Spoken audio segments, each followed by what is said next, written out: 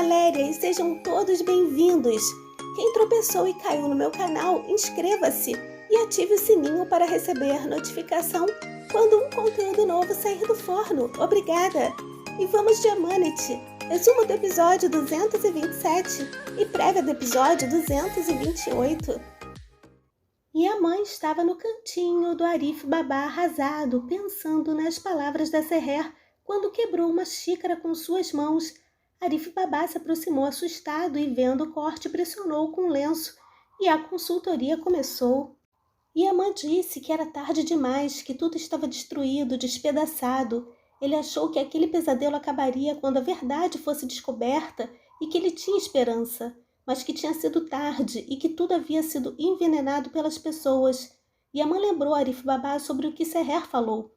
Ela disse que ele havia matado os dois. E naquele momento Yaman dizia que ela estava certa, que ele a lançou em um turbilhão de tristeza e que destruiu tudo que eles tinham com as mãos dele. Mas Arif Baba disse que ele havia dito que tudo foi destruído, mas perguntou se tudo poderia mesmo ter sido destruído. Yaman disse que tudo tinha acabado e que Seher nunca o perdoaria sem saber se ela voltaria para casa.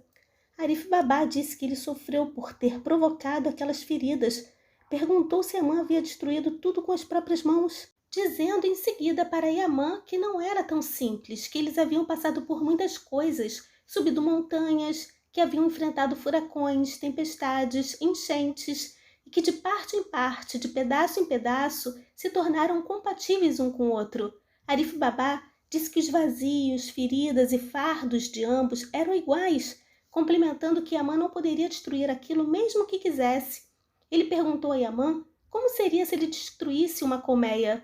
A cada vez que ele a destruísse, a abelha reconstruiria com paciência, fortaleza e sabedoria, exatamente como eles fizeram, e que cada vez seria como um teste e que ele teria que ter paciência. Seher, sentada próxima a um farol, olhava suas mãos, imaginando estarem com sangue também, enquanto naquele momento Arif Baba dizia para Yaman que não existia teste, que o verdadeiro amor não pudesse passar. Seher, naquele momento, estava sentada próxima ao farol, olhando suas mãos, imaginando estarem com sangue também. Ela sussurrava, se perguntando que tipo de teste era aquele, e olhando para sua mão dizia que doía tanto que se não fosse pelo legado dela, ela teria deixado aquela casa, perguntando a Deus o que fazer, que ela estava presa em um limbo. Duigu, no hospital, dizia que o homem havia matado a irmã dela. Quando Ali se aproximou pedindo que ela se acalmasse, ela correu para o leito e tentou matar o bandidão. Tão logo Duigu saiu correndo do hospital, Ali foi chamado pelo médico, obviamente, para responder pelo que Duigu fez. Yaman chegou na mansão e, antes de entrar desfilando, disse que ela deveria estar de volta. Quando ele entrou, olhando de um lado para o outro, foi recebido pelo Yusuf. E o tio, surpreso, perguntou o que ele fazia sozinho, mas a criança disse que estava com fome e que tinha comido pão com mel. Ele disse para o tio que iria fazer uma réplica da casa deles com Lego e que seria grandona, cutie demais, né? Ele perguntou se o tio sabia que se o alicerce de uma coisa fosse sólida, nunca iria colapsar e que nunca seria destruída. Yaman concordou com ele. Quando Seher chegou, Yaman não tirou os olhos dela. Yusuf segurou nas mãos de ambos, perguntando se poderiam construir a réplica juntos. Mas Yaman, com delicadeza, disse que tinha trabalho e que daquela vez era para o sobrinho fazer com a tia, mas prometeu que da próxima vez fariam juntos. Yusuf olhou para a tia perguntando se poderiam fazer e ela confirmou com a cabeça. A criança disse que iria buscar as pecinhas no quarto e que eles fariam uma fundação forte conforme a conversa dele com o tio. Seher disse que fazendo aquilo forte poderia sobreviver a qualquer ameaça. Yaman olhou para a afrontosa dizendo que tinha trabalho e que estaria no andar de cima. E naquele momento lembrou das palavras do Arif Baba, que disse que aquilo era um tipo diferente de teste e que ele precisaria ter paciência, muita por sinal. No escritório, Jenger dizia para o patrãozinho que tudo estava no lugar que deveriam estar.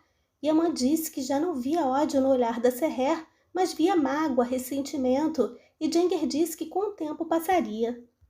Yusuf mostrou uma árvore que Zia tinha plantado para a mãe dele e Seher disse para o sobrinho que a árvore chamava-se Madre Silva, que era a flor preferida da irmã. Zia se aproximou deles ouvindo parte da conversa e ao deixar uma ferramenta cair chamou a atenção da Seher, que pediu que ele se aproximasse, mas Zia estava com muita vergonha, tadinho. Seher ficou sozinha com ele e Zia disse que a paz deles havia sido perturbada por culpa dele e que Amã sempre a amou e que tinha ficado muito triste com aquilo. Zia pedia que Seher perdoasse Amã, que ele não viveria sem ela. Ele disse que eles estavam separados por culpa da cabeça dele, por culpa dele, mas Seher disse que ele não tinha culpa de nada. Zia falou que foi uma vítima da Iqbal e Seher disse que assim como eles tinham sido, e que todos saberiam que tipo de monstro ela era. Zia pensou que ele era mau, mas Seher falou do coração bom dele. Zia quis saber sobre o Yaman. Seher pediu para Zia não ficar triste e tampouco se culpar, que ficaria tudo bem. Erva daninha conversava com Neslihan na cozinha. Neslihan, curiosa, perguntou sobre Iqbal e Daninha disse que aos poucos ela estava melhorando, mas que por um bom tempo ela não iria conseguir andar. Neslihan disse que Zuhal havia mudado muito. Daninha disse que ela passou por muita coisa, prisão, que perdeu a irmã e que as pessoas mudavam mesmo, e que não era fácil. Neslihan perguntou como elas se conheceram. Eita! E Daninha começou a gaguejar sem resposta, e quando a laranja caiu no sapato do Yaman, retificando, no sapato da Seher, que entrava na cozinha, ela perguntou pela Zuhal. E tals. E o clima não estava muito bom.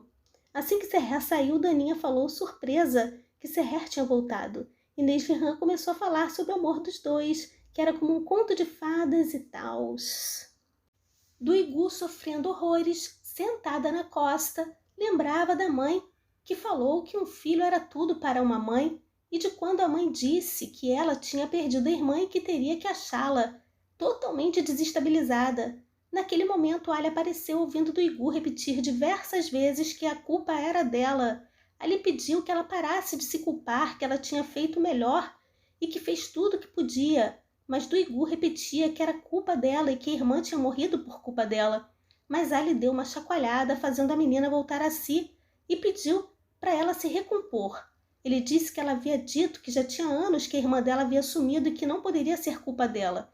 Enquanto pedia que ela parasse de se culpar, Duigu teve um insight do momento em que a Semin desapareceu. Foi quando elas foram comprar sorvete. E a mãe jogou a culpa para ela. Ai, que pena, né, gente? Opa, por isso que ela se sente culpada assim, né?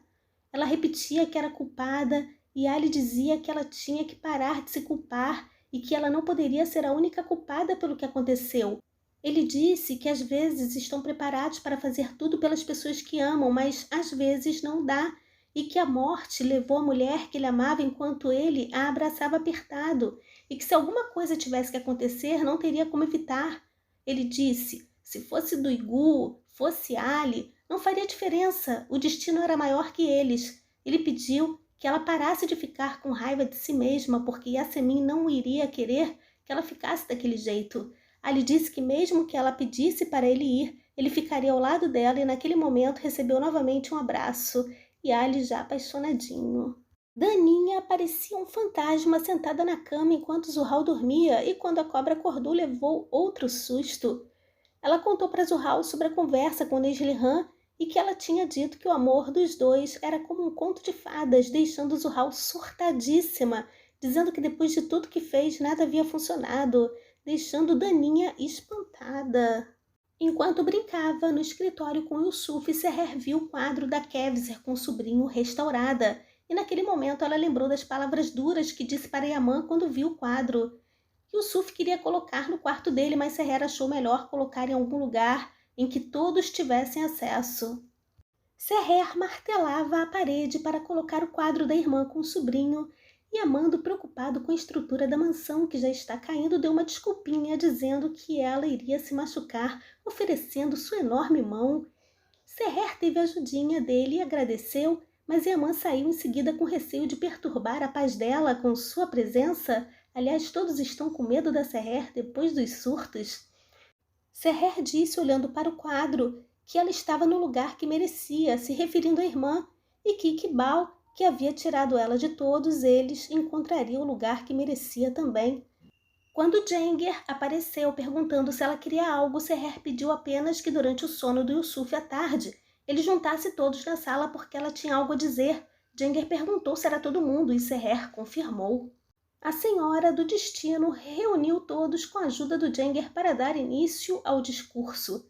Neslihan disse que Yusuf estava dormindo e Zia preocupado, querendo saber o que estava acontecendo. Seher agradeceu a presença de todos e que eles estavam lá pela irmã dela. Ela falou sobre a trajetória da irmã que tinha ido morar lá há muitos anos atrás pelo homem que ela amava, deixando tudo para trás, e que a irmã era como uma flor delicada, que a irmã tinha alma pura, que sempre se reunia com os entes queridos, e que ela era frágil e que não tinha maldade, mas que naquela mansão ela foi destruída. Falou que a irmã foi caluniada, envenenada e depois brutalmente assassinada, e que as flores dela caíram uma a uma.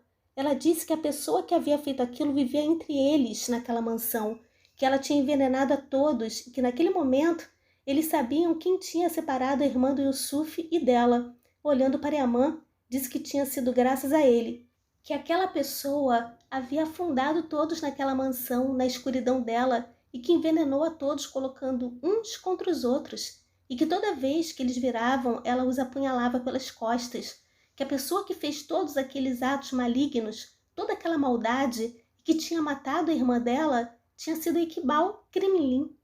Poucos ficaram surpresos. Neslihan disse para Dalit que sempre achou que Yaman nunca tinha feito aquilo.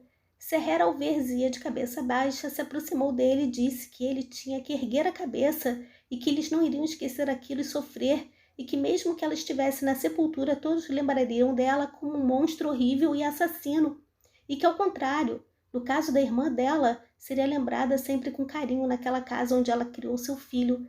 Seher disse que o nome de Iqbal nunca mais seria mencionado naquela mansão. Ela disse também que todos começariam uma nova página e daquele momento em diante seria tudo novo. A ficha finalmente caiu e Seher se deu conta de que tudo que aconteceu com eles de ruim foi por culpa de Iqbal. Ela reconheceu que todos foram vítimas. Seher chamou Yaman para conversarem no escritório e o homem ficou com os olhinhos brilhando, imaginando uma conversa totalmente diferente, mas foi tombado.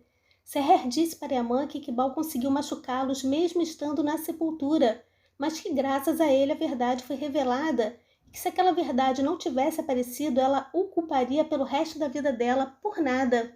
Ela falou que odiaria ele e que tudo poderia ser ainda mais destruído, mas que ela compreendeu que não existia nós, e a mãe em choque, e eu também. Ela disse que tudo o que viveram e a distância entre eles... Em seguida falou que ele não era mais o antigo novamente, nem ela. Yaman tentava dizer que não, mas ela disse que depois daquela conversa eles teriam que seguir caminhos separados e que talvez já tenham feito aquilo. Ela disse que seus caminhos se separaram quando ele não confiou neles, dizendo que ele ainda a jogou naquela escuridão de tristeza e de angústia e que ficou deixada lá sem luz, sem conseguir encontrar a direção. Ela disse que ficou triste, assustada e com raiva, e a cada vez que ela tentava sair daquilo, ele a empurrava mais fundo. E não parou por aí. Ela disse que aquilo significava que amar era confiar na pessoa, não importando as circunstâncias, dizendo também que quando se ama, a pessoa constrói o mais forte castelo no mundo dentro de si.